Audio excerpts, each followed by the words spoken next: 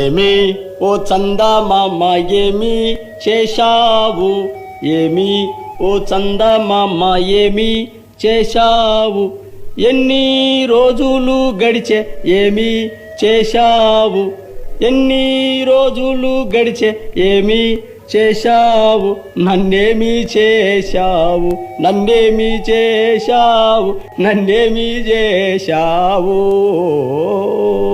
ఏంట్రో ఎల్లన్నా చాలా సంతోషంగా ఉన్నావు.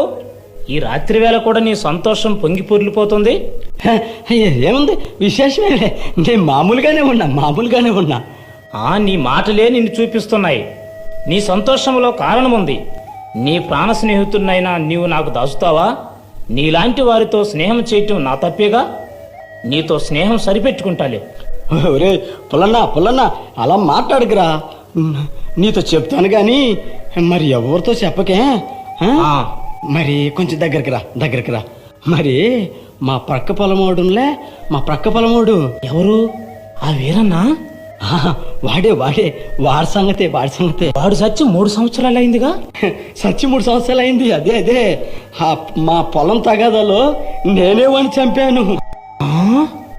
వాడు చచ్చేటప్పుడు ఈ చంద్రుడే నిన్ను పట్టిస్తాడు అని అన్నాడురా.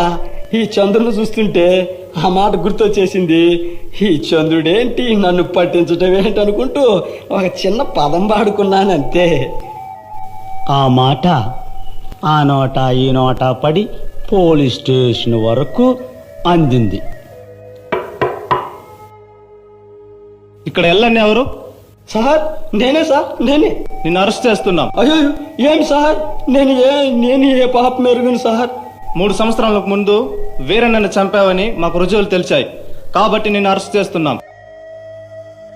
అయ్యో సార్ వాడు ఏ పాపిస్తాడో సార్, నేను నిరపరాధిని సార్. ఇంకేం మాట్లాడబాకు, నడు.